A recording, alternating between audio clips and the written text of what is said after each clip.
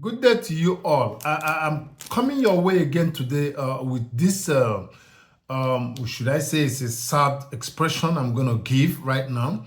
The Human Rights Writers Association of Nigeria has expressed, very deep concern about continuous marginalization of the Southeast. Why are we saying marginalization of Southeast? I don't want you to forget in a hurry. Last month, JAMB, the UMTE, the results, the entire Southeast was excluded from, they did the abracadabra, and they call it human error. That was what the director of JAMB said happened to only the Southeast JAMB results. Every other region got their results. But when it got to the Southeast, they were all excluded. Now I'm going to lay a curse on him. Every day in his life and his family's life and his generation, they will encounter human error. He said, and Ogu, Amadioha, Anyanwu, all the deities, all the notable deities in the Southeast or from Southeast shall pursue them and shall strike them down. He said, his generation, I'm talking about the director of JAMB that said it was a human error and he was shedding tears like a baby. I've been waiting for him to come up with something reasonable and give a very tangible reason why he sold his soul to the devil. But up to this time, he has not come up to say something very, remorseful about what they did. It is very simple. It is still their politics. It is still their bigotry, hypocrisy. They bought his soul in place of marginalizing the Southeast. But Ogu Amadioha will continue to go against his family, his children, his children, his children, and his children, and his generations to come shall face human error. Nothing shall work for them, even though it looks as if it is going to work, but it shall not work. They will all face problem. Problem shall befall them. God will punish him, director of JAMB. Satan will even punish him. Satan will bring him down. This is what I'm saying, because anything I say comes to pass. As in, when I lay a curse, it comes to pass. And he will go down. Very soon he will be sick and he will go down. Nothing shall stop what I have said. Secondly, there is this new project, the irrigation project of federal government of Nigeria going on right now by Federal Ministry of Works. 3.2 trillion.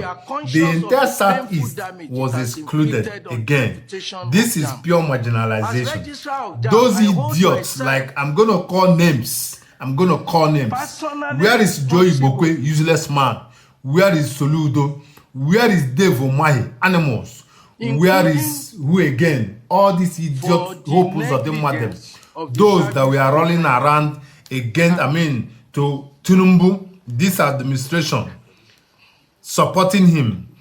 I hope they are seeing what is happening. Soludo, few days ago, I saw you with uniform with Tinubu. I hope you are seeing what is going on. You don't need to be, told exactly what is happening. You know what is happening. But I think you want to sell your soul to the devil.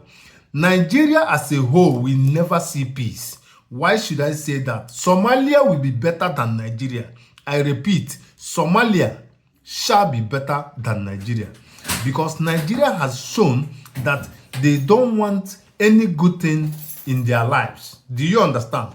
The youths are busy discussing nonsense. The youth of Nigeria are busy discussing who sprays money and who did not spray money. The EFCC, the police, they have sold their soul to the devil as well. As you all know, if Nigerian youths are serious, they should be talking about how to chase these politicians away from their various positions.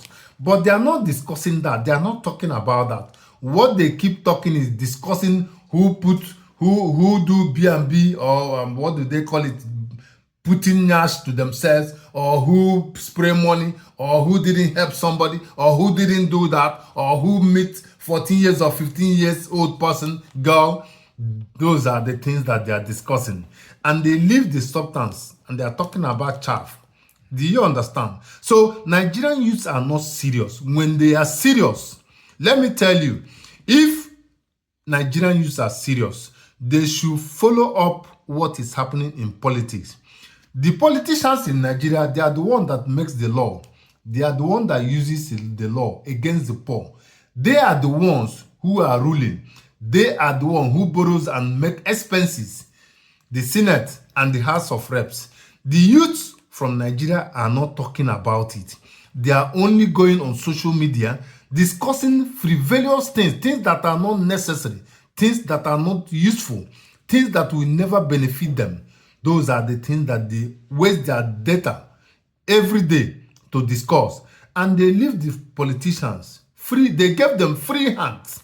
They borrow money. They steal it back. That is what Nigerian youths are doing. Instead of them to use their data to talk against the politicians, to talk against or about how they're going to fix, of course, there will be nothing like new Nigeria. Never. It shall never come to be that there will be a new Nigeria. I bet you. Because they have not shown any moves. They have not shown any sign. There is no hope. Somalia already is better than Nigeria right now as we speak. You understand? Inflation is there. Too much money chasing fewer goods. That is what is happening in Nigeria. Even the goods are not there. Even the money is not there. You see the point? So they leave what they should be discussing and they are discussing nonsense. Tomorrow, if they are not talking about chief priest, they are talking about Sheyi. Sheyi is just the son of president and he has no business in politics. He has no business. He's not a political appointee. He has no business in Nigerian politics. But they left him. They talk about him and they left his father. They left Senator Akpabio. They left the vice, Shetima. Those are the headquarters of Boko Haram. They left them. And they are plotting against the Southeast on a daily basis. Plotting and planning for 2027. And the youths are there talking nonsense and moving up and down. The roads are not good. There are no water, no light.